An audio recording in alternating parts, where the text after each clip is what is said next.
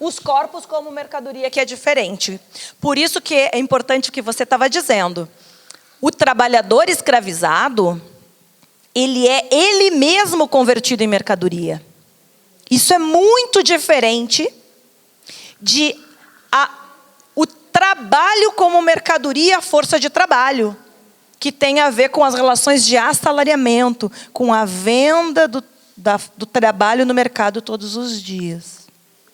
Aqui nós precisamos de relações de opressão distintas daquelas que faz a escravidão com o controle direto do corpo. Essa distinção entre força de trabalho como mercadoria e mercadoria, seres humanos convertidos em mercadoria, ou capital fixo, né?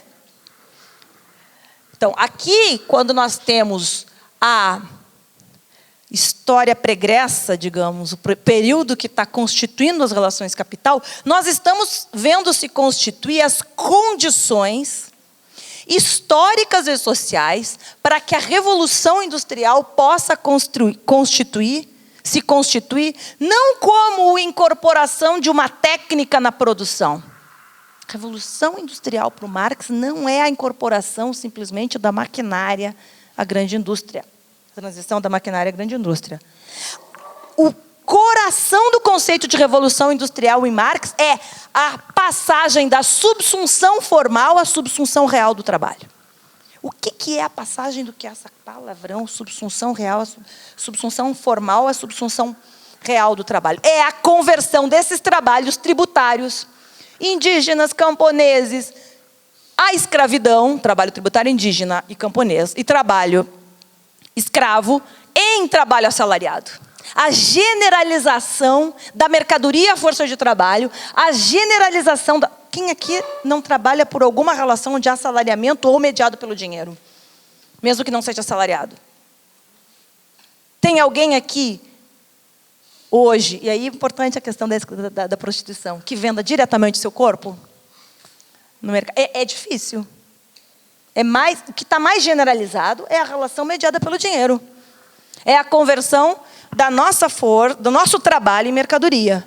Correto? Essa é a relação, é o momento predominante. Significa que não tem escravidão? Não. Existem relações de escravidão que acontecem, né? Acontece, é de uma violência atroz. Isso. Pela comida. Isso, relações de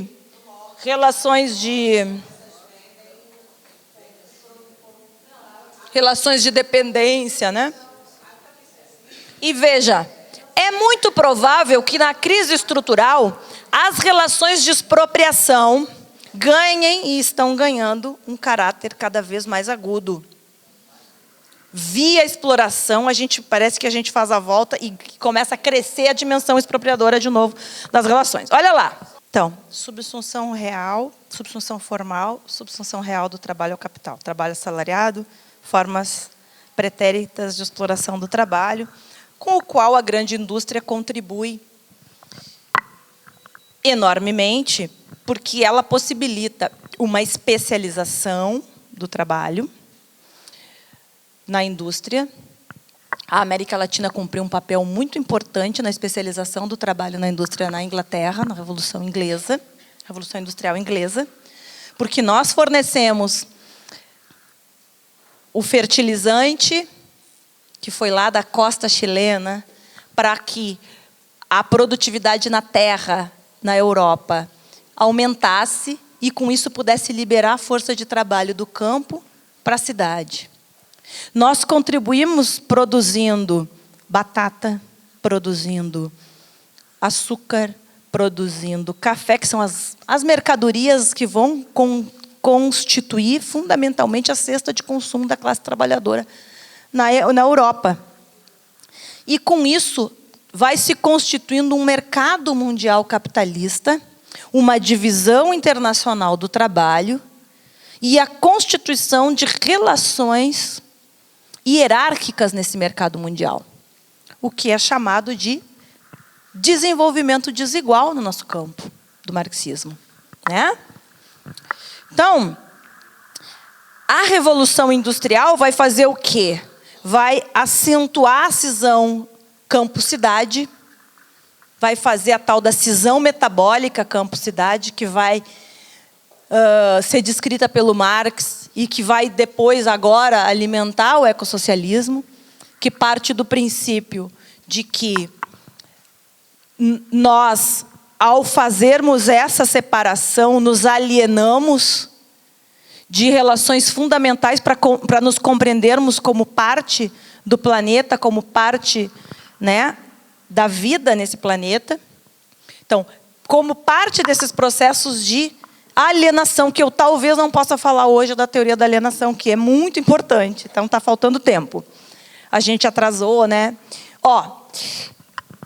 Os estudos mais recentes sobre escravidão no 19, particularmente o pessoal que vem estudando a segunda escravidão, vem apontando algo que para nós marxistas é lido de uma forma diferente do que eles leem, mas a intensificação da exploração do trabalho escravo na transição para o trabalho assalariado. A gente devia pensar assim, olha, se a gente tivesse um pensamento linear não dialético, a gente diria assim, teve a escravidão, ela foi diminuindo, até que a gente chegou no trabalho livre, assalariado, né? Tá? Não foi assim. Não foi assim.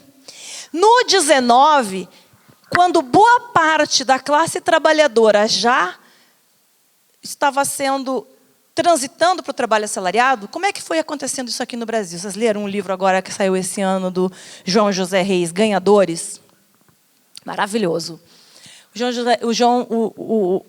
Ele está contando o seguinte, olha, as mulheres escravizadas estavam na cozinha, por exemplo, nas cidades, aí elas faziam elas foram cada vez mais sendo responsáveis pela sua reprodução, porque vocês sabem que durante a escravidão era ordem imperial sustentar, alimentar e cuidar da saúde dos escravizados, embora isso não acontecesse de uma forma muito legal, né? Com o trabalho assalariado, os senhores de escravo, com o desenvolvimento das relações de assalariamento, os senhores de escravo começaram a dizer, olha, vocês paguem pela sua própria reprodução. Não estou defendendo a escravidão aqui, tá, gente? Só estou dizendo como é que aconteceu. Então, assim, essas mulheres que trabalhavam na cozinha tinham que fazer a cozinha do senhor, com o que sobrava ela fazia os seus quitutes, ela tinha que comprar, fazer os seus quitutes para vender. Lá no Rio a gente tem até hoje nas esquinas esses lugares, na Bahia também, esses lugares de venda que eram ocupados por, substancialmente, mulheres negras, e os homens eram carregadores, né? Esses no Rio ainda tem até hoje, eles estão de bicicletas, entregam no supermercado ali em Copacabana, né? Essa relação são relações muito antigas, porque os homens, por isso chama de ganhadores, ganhavam a vida. Esses escravizados africanos ganhavam a vida assim, no que é o embrião do trabalho informal, né? É o trabalho informal sem nenhum direito, etc., que vai se constituindo como fundamental, e todo ele feito e realizado por trabalhadores negros e negras. Tá? Então, nós temos no 19 esse longo processo, e junto com isso nós vamos ter, sobretudo na primeira metade do 19, e é por isso que a gente, quando vê a história dos Estados Unidos, das plantações de café nos Estados Unidos, a gente vê a violência que no 19 isso assumiu. Por quê, gente? Pensem, a Revolução Industrial, que é bom dizer, a principal força de trabalho da primeira Revolução Industrial eram as mulheres. Vocês sabem qual é a indústria fundamental da Revolução Industrial, o símbolo da Revolução Industrial inglesa, né? Qual é? O tear, né? O tear não, a indústria têxtil. A força de trabalho é mulheres. Da onde que saiu essa ideia de uma força de trabalho da primeira Revolução Industrial em preto e branco, composta por homens? Que imagem é essa? Se não de um racionalismo abstrato maluco. Então, olha só.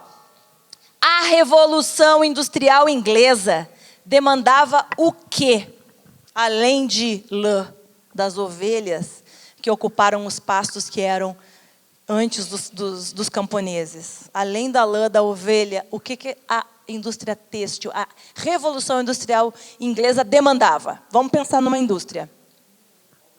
Minério, então minas, e algodão. Linho, certo? Então, se a gente pensar nos Estados Unidos do século XIX, da primeira metade do XIX, a gente vai ver um esgotamento prematuro daquele trabalho, levado à intensificação, à extensão do dia de trabalho e a uma exploração redobrada por quê? A Revolução Industrial está gerando uma demanda, uma capacidade produtiva tão mais elevada, que demanda muito mais matéria-prima. E isso é o desenvolvimento do capitalismo, que não está eliminando a escravidão, mas está tirando o resto do que pode do escravizado, levando-o a esgotamento, a morte e adoecimento. Então, a Revolução Industrial teve essa contraparte na América. Tá? Vejam que dialético, por a gente falar daquela categoria fundamental do nosso método. Que dialético isso? Segundo escravidão. E aí, é nesse bojo da Revolução Industrial Inglesa que Marx vai desenvolver a crítica da economia política, vai escrever o Capital e vai nos explicar a relação valor. Eu vou explicar um pouquinho o que é a teoria da mais-valia aqui. Ela vai ficar incompleta. Para quem já conhece, me perdoe, vão ver que tem simplificações. Não é que eu não tenha lido direito o Capital, é que não dá para explicar a teoria da mais-valia em 7, 8 minutos, que é o que eu tenho para explicar ela para poder chegar no imperialismo e dependência. Tá? Marx, analisando a produção capitalista na Revolução Industrial, ele chega à conclusão, primeiro, que o trabalho é convertido em mercadoria, força de trabalho, no capitalismo, por esse processo de expropriação dos meios de produção e dos nossos bens de subsistência. Então, por isso a mercadoria é a relação fundamental do capitalismo. Ele vai dizer que essa mercadoria, trabalho, força de trabalho, é a que é responsável pela geração do valor, ou geradora de toda a riqueza social produzida socialmente. E ele vai dizer que a medida desta relação valor é o tempo de trabalho. É a nossa vida, o nosso tempo é o que produz a riqueza. O tempo que a gente dedica para a produção é o que produz a riqueza. Agora as mulheres vão dizer também o tempo que a gente produz para produzir a força de trabalho. Tá? Então,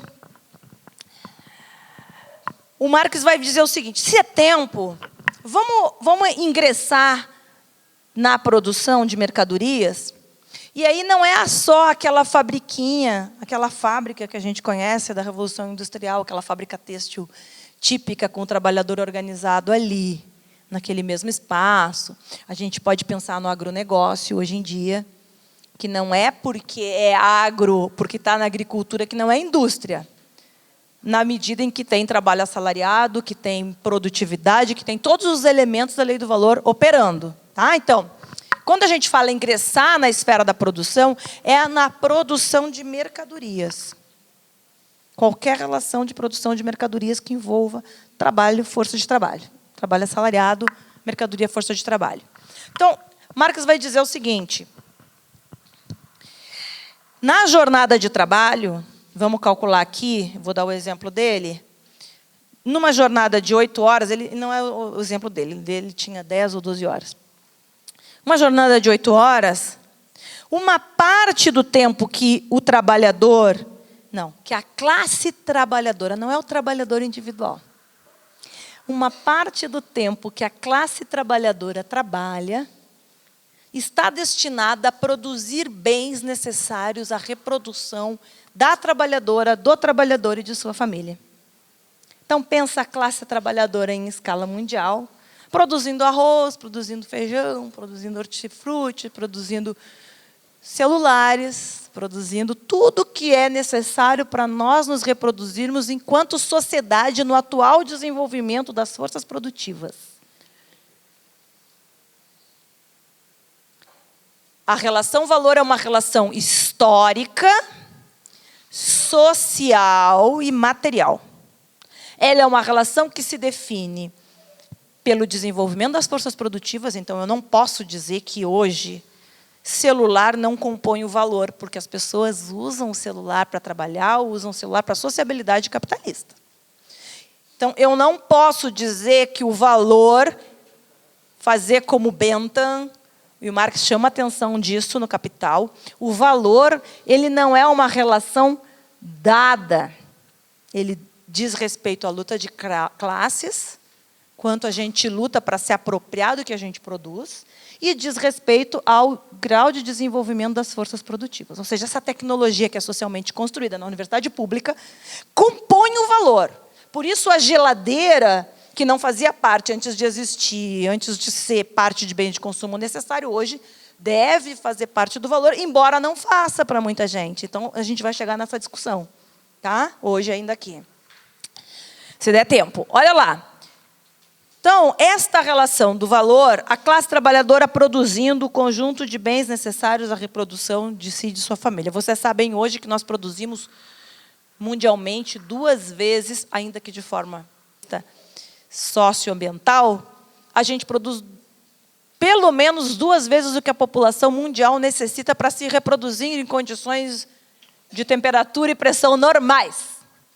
Então, nós temos uma capacidade produtiva imensa que não justifica a existência de uma pessoa sequer vivendo na pobreza e na miséria. Não existe justificativa racional nem econômica para a pobreza. A pobreza hoje é uma relação absolutamente social, construída pela forma como nós produzimos e nos reproduzimos. A escassez que marcou grande parte da história da humanidade ficou para nós, ficou para a história da humanidade, ficou para o passado. Nós não vivemos numa sociedade de escassez. Nós vivemos numa sociedade com alta capacidade produtiva, do trabalho, das tecnologias, o que nos coloca numa condição de poder transitar para o socialismo, em escala mundial. É por isso que nós podemos falar em socialismo. Porque existe abundância. E não é só um problema da distribuição. Não é só um problema de produzir e distribuir para todo mundo, porque nós não conseguimos produzir da forma como nós produzimos e distribuir para todo mundo. É impossível, porque a forma como a gente produz estabelece as estruturas de poder e as relações sociais que garantem essa divisão, essa distribuição no ciclo do capital. Então, nós temos que mudar a forma de produzir, a propriedade dos meios de produção e desmanchar, junto com tudo isso, as relações que estruturam as relações de exploração na nossa sociedade, as relações que estruturam o machismo, o patriarcado, o racismo, junto. Então, Marx vai dizer que nós temos um tempo do trabalho, da nossa jornada, da classe, que é dedicada à construção, à produção desses bens necessários. E uma outra parte da jornada que produz excedentes.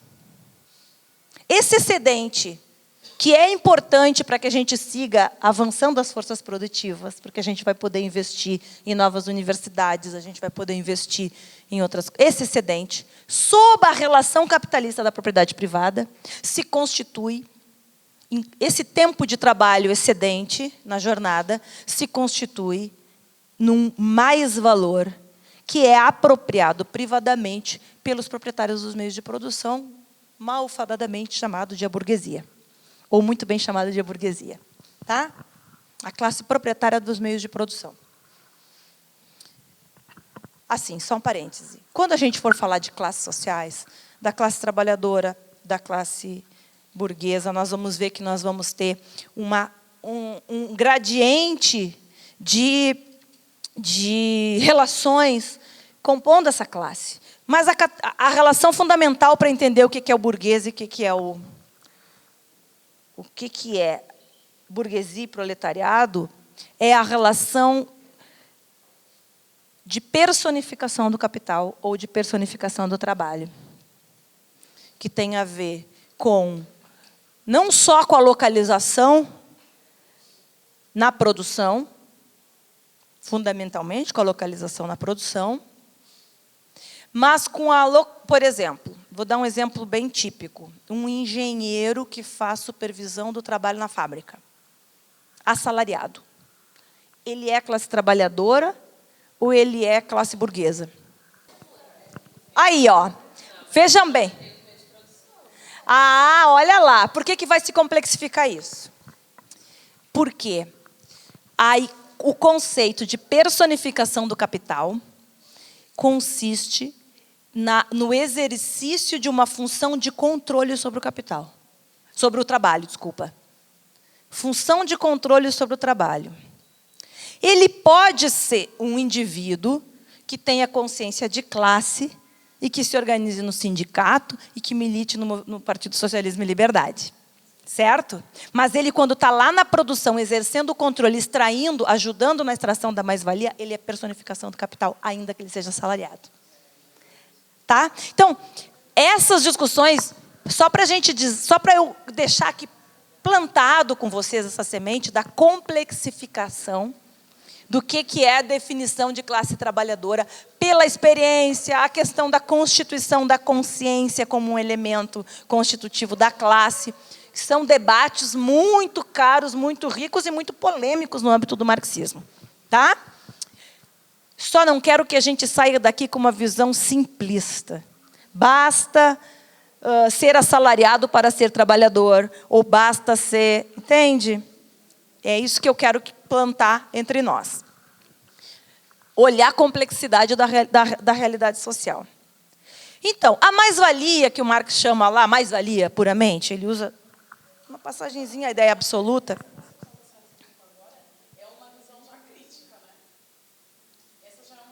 O Marx fala em personificações do capital, fala em função de controle. A função de controle vem desde a economia política clássica. A função de comando que o capital tem sobre o trabalho é o que define a relação capital. Não é nada novo isso. Tá? Não é nada novo, não. É que assim, ó, o Capital é um livro que tem gerações e gerações. Nós estamos há poucas gerações lendo o Capital, os 3 livros do Capital. São poucas as gerações. E cada geração, de acordo com as questões da sua época, extrai com alguns aspectos, realça alguns aspectos da obra.